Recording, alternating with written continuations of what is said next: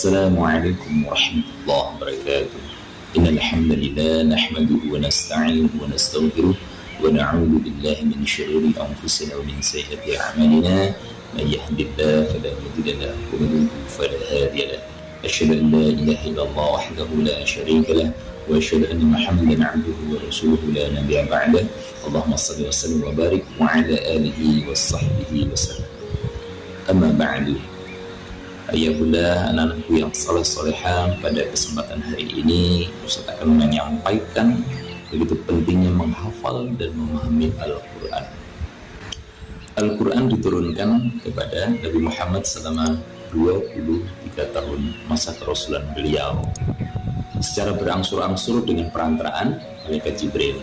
Nah, Malaikat Jibril menurunkan Al-Quran ke dalam hati Rasulullah, dan beliau pun langsung memahaminya, ya, langsung bisa hafal dan memahaminya sebagaimana dijelaskan dalam surat Al-Baqarah. A'udzubillahi minasyaitonir rajim. Qul man kana 'aduwwan li Jibril fa innahu nazzalahu 'ala qalbika bi'idnillahi musaddiqan lima bayna yadayhi wa hudan wa busyra lil mu'minin.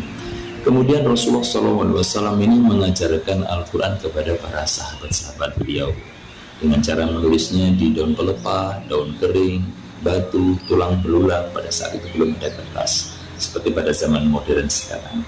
Kemudian para sahabat langsung menghafalkannya dan mengamalkannya. Demikian Al-Quran diajarkan kepada para sahabat yang lain. Jadi Al-Quran difahami dengan menghafal, bukan hanya sekedar membaca. Terus bagaimana dengan kondisi zaman sekarang? Bila kita perhatikan di sekitar kita, di antara teman-teman dan keluarga kita, ada berapa persen di antara mereka yang hafal Al-Quran? Berapa persen yang sedang menghafal Al-Quran? Dan mungkin Ustaz kira susah untuk memberikan persentase, karena dihitung dengan jari-jari saja itu masih belum genap semuanya. Anak-anakku yang soleh-solehan dan ayah bunda yang kami hormati, apa kita cukup merasa puas saja dengan membaca mushaf Al-Quran tapi tidak memahami maknanya? Padahal membaca Al-Quran itu baru langkah awal untuk interaksi dengan Al-Quran. Al-Quran sebagai petunjuk bagi kita tidak cukup hanya dibaca, tapi juga harus dihafalkan dan difahami. Mungkin ada sebagian yang berkata, mengapa kita perlu menghafal?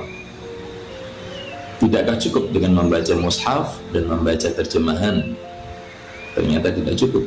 Dengan menghafal Al-Quran ada rasa zauq yang diberikan oleh Allah kepada kita.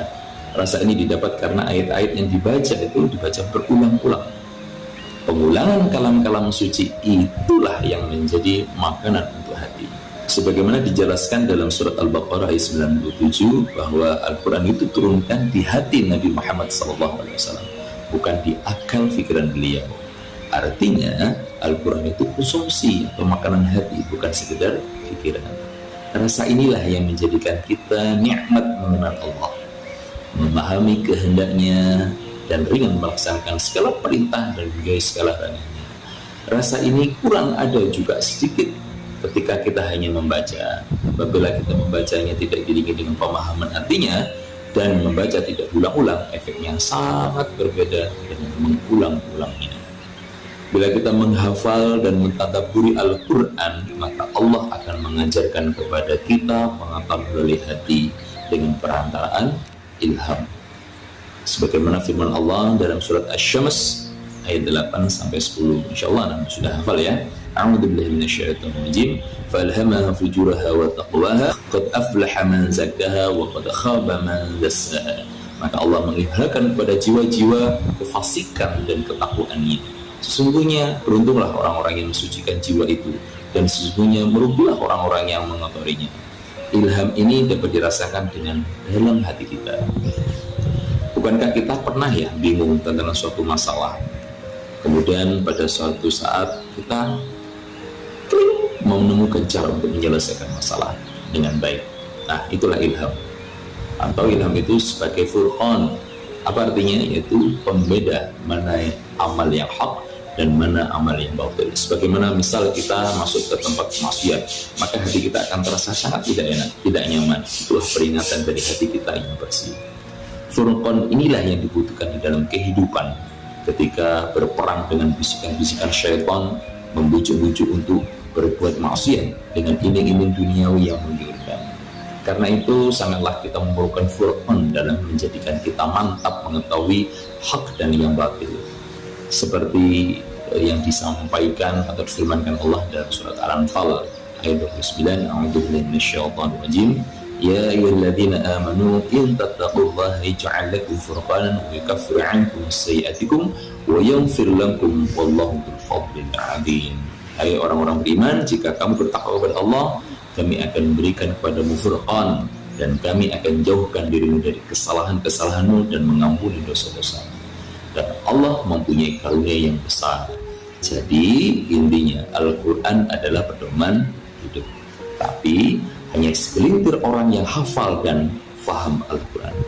Bagaimana Al-Quran bisa menjadi pedoman hidup seorang muslim secara individual bila membaca dan memahaminya secara tuntas belum dilakukan. Dan banyak di antara kaum muslimin yang meninggal dalam keadaan belum pernah membaca tuntas Al-Quran.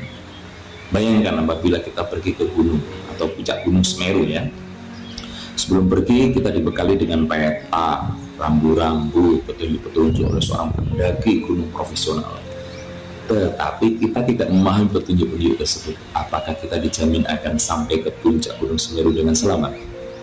Kita mungkin lebih senang bertanya kepada penduduk setempat. Bila kita bertemu dengan penduduk yang sangat kenal Gunung Semeru, mungkin kita akan sampai dengan selamat. Tetapi bila orang kita tanya juga kurang paham jalan ke puncak Gunung Semeru, akankah kita sampai ke puncak dengan selamat? Atau mungkin kita bisa tersesat? Padahal bila kita memahami petunjuk peta dan juga bertanya, maka kita akan mendapatkan jalan pintas untuk sampai ke puncak gunung. Jadi memahami Al-Quran bukan fardu kifayah yang dibebankan kepada ulama, kiai, atau ustaz. Tapi seperti dicontohkan oleh para sahabat, membaca, menghafal, memahami dan melaksanakan Al-Quran dilakukan sebagai kewajiban individu setiap kaum muslim.